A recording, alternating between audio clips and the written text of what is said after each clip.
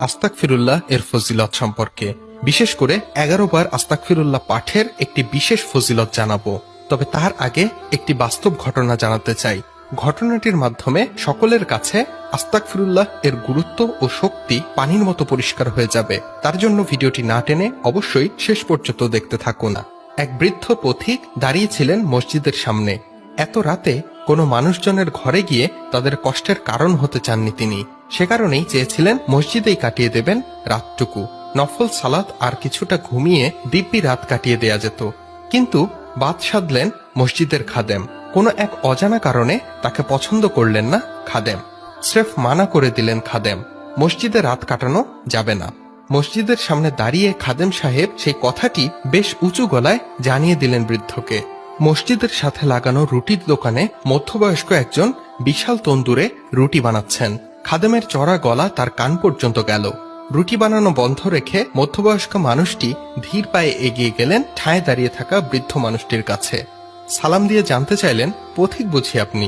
আপনার আপত্তি না থাকলে আজকের রাত আমার সাথে কাটিয়ে দিতে পারেন। আমি ওপাশের দোকানে রুটি বানাই, একটু কষ্ট হয়তো হবে আপনার। খুব খুশি হলেন বৃদ্ধ মানুষটি। রুটি বানানো লোকটির সাথে গিয়ে তার ঘরে উঠলেন। বৃদ্ধের শোয়ার আয়োজন করে দিয়ে আবার রুটি বানাতে লেগে গেলেন মানুষটি। বিছানায় আধশোয়া বৃদ্ধ খেয়াল করছিলেন কাজের ফাঁকে ফাঁকে কি যেন পড়ছেন তাকে আশ্রয় দেয়া মানুষটি। বৃদ্ধ জিজ্ঞেস করলেন, কিছু মনে না করলে আপনাকে একটা কথা জিজ্ঞেস করি ভাই। রুটি বানাতে বানাতে আপনি কিছু পড়ছেন মনে হচ্ছে, দয়া করে বলবেন কি পড়ছেন? লোকটি জবাব দিলেন, তেমন কিছু না, ইস্তেগফার আস্তাগফিরুল্লাহ আস্তাগফিরুল্লাহ করছি।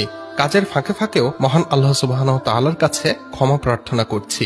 বৃদ্ধ লোকটি অবাক হয়ে জানতে চাইলেন, এই যে কাজের ফাঁকেও একটানা ইস্তেগফার করছেন, কোনো লাভ কি হয়েছে আপনার? লোকটির সাবলীল জবাব, জি জনাব, আলহামদুলিল্লাহ। আমার মনে হয় এই ইস্তেগফারের কল্যাণেই মহান আল্লাহ এখন পর্যন্ত আমার যাবতীয় দোয়া কবুল করেছেন, শুধু একটি দোয়া ছাড়া।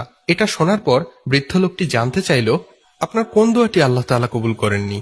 লোকটি জবাবে বললেন, আমাদের এখান থেকে অনেক দূরে আল্লাহর প্রিয় এক বান্দা থাকেন।